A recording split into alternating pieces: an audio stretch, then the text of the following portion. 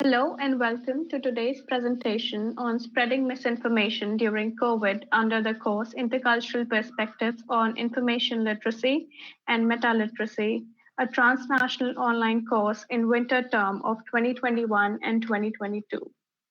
Now I would like to introduce to the team and the topic. We are Group C and the group is represented by Davud, Xenia, Vidisha, Helena, Varun and me, Sakshi. First, I will walk you through the introduction and then my team members will brief you more about our research on the concerned topic.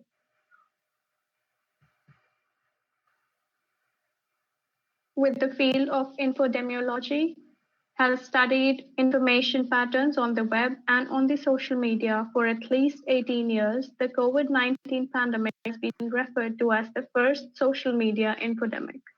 High-ranking officials from the World Health Organizations and even the state governments have spoken multiple times, not just regarding fighting COVID-19 pandemic, but also the infodemic that is spreading online at a faster rate than the pandemic itself, causing tension within the society and changes in the information environment.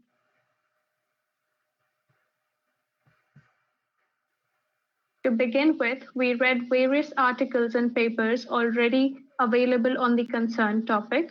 According to a survey conducted in 2020, social media especially is the preferred medium for misinformation in comparison to traditional media, simply because these platforms facilitate users with the ability to spread information quickly to other users without any permission from a auditing authority who might otherwise require confirmation of the truth before publishing it online.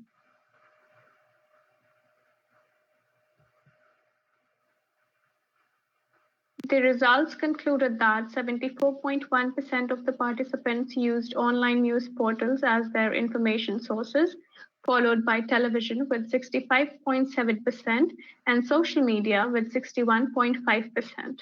Therefore, for the purpose of our study, we chose to limit our research to the impact of social media on the society during COVID-19.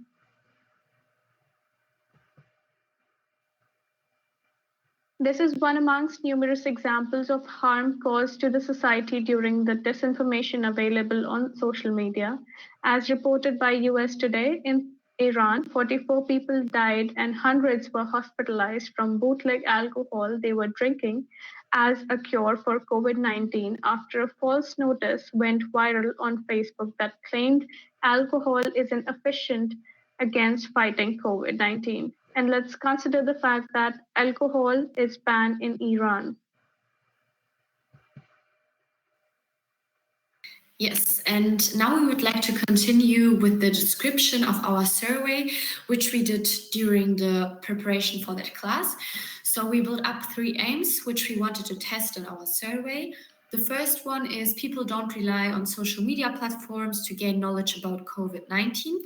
The second one is misinformation about COVID-19 spread by way of social media had a negative impact on an individual's mental health and well-being. And the third one is the national media was not able to elevate the panic and fear caused by misinformation on social media.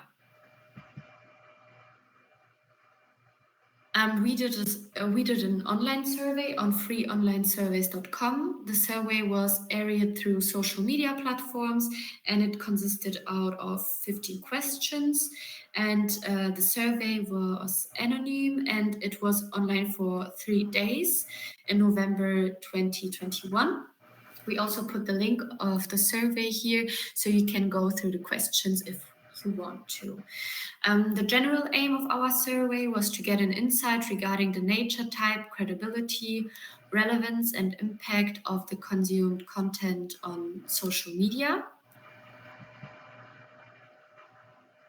And in general, we had 107 participants in our survey, and 49% in the age between 21 and 35, 37% in the age between 16 and 20, 10% in the age between 35 and 50, and only 5% of our participants were at the age 51 and above.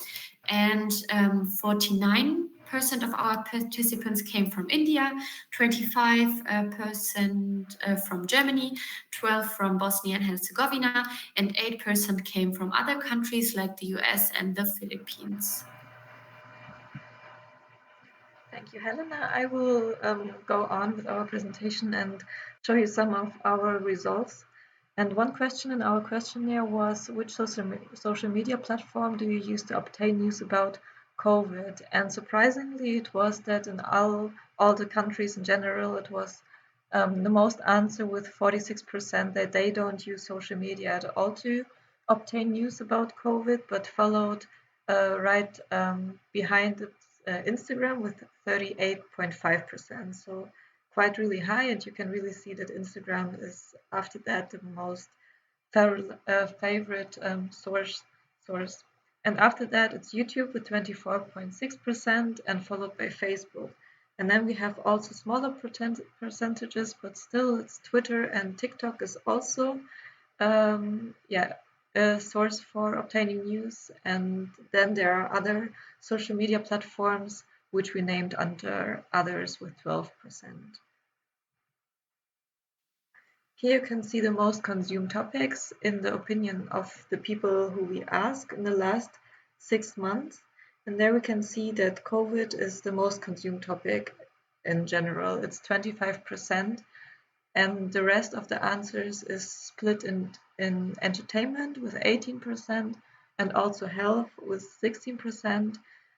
You can say that health and COVID belongs to the same category a bit, because people who are looking for health, they also are trying to find out how to protect themselves better against COVID and what you can do. So this belongs a bit together. And entertainment, it's also like a really high percentages with 18%, much more than politics, economy, or spirituality. And we explain it like that entertainment is a huge field that a big part broke away after COVID came on with the lockdowns. So people had not the choice or the chance to go out and entertain themselves how they used to be. So now this part also changed a bit to the online world, and so people are looking much more now for entertainment online. Another question was, which category of information do you think is viewed the most online? And this is all coronavirus related. So most people are looking for the statistics about new numbers. It's 26% who answered that they're looking for statistics. And then it's followed with 18% for information about the vaccine. And the other parts are really evenly split, but people are also looking for false but intriguing content, also for political approvals, and the condition of society is also a big topic for our questionnaire people, and also the homemade remedies, and also fear-causing content. There was not much others, only 1% that named that there are also other things, but most of them are really split, really even in all of those topics.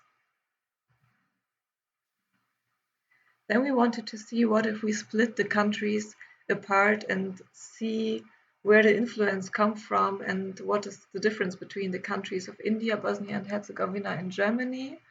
And we can see, which is interesting, that most used source is in Bosnia and Herzegovina as well as in Germany, Instagram, but it's Facebook in India, which was Facebook really on place number 3 or even far more behind in Germany or Bosnia and Herzegovina. Then the most consumed topics in those 3 countries is politics in India, entertainment in Bosnia and Herzegovina, and COVID-19 in Germany.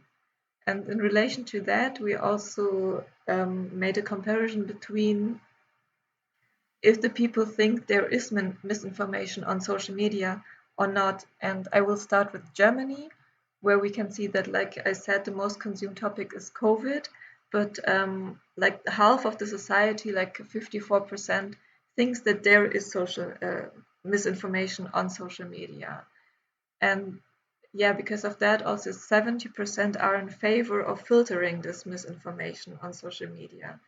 But Germany is not so high percentages like in India or Bosnia and Herzegovina. There is the number that people believe there is misinformation on social media much higher.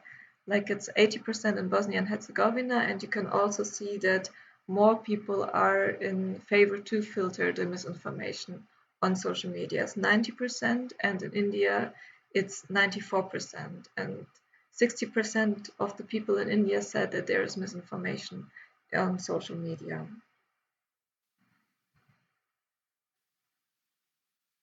So these are the findings that were found by our research of this topic and by our survey that we wanted to point out here. Significant contribution in spreading fear and panic related to the COVID-19 outbreak was made on social media, resulting in a negative influence on the mental well-being of people. Instagram and YouTube are the most used social media platforms in creating panic among people during the COVID-19 outbreak. The most impacted group psychologically during COVID turns out to be youth aged from 21 to 35. Most people were affected mentally by the false information, but there was little or no physical harm that was caused. The one thing on which all participants agreed anonymously is the fact that there should be filters to contain the spread of false information on social media. On basis of this, we can confirm it mainly comes out of awareness that has arisen in the past year, mostly because of false informations about various amount of topics, but we can say mostly because of COVID-19, when people were and still are mentally affected. It also gives us an insight how much people are considering social media as news media channels because they feel comfortable to say that filters are needed for the sake of having accurate and true information in virtual world.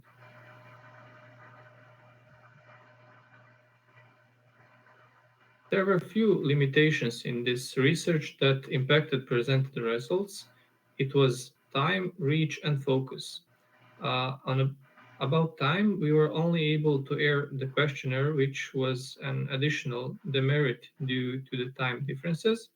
About reach, due to the limited time, the reach was also limited to our family, friends, and relatives that were included in this survey.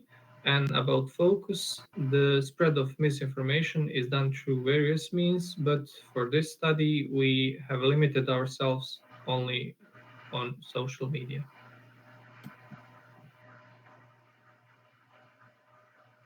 Now moving on to one of the important question: did national media run campaigns? Starting off with Bosnia and Herzegovina, national channels of the country did make awareness-raising commercials in the form of instruction on how a particular person can protect themselves properly, and also informed different media houses on how to report on news related to COVID-19 virus.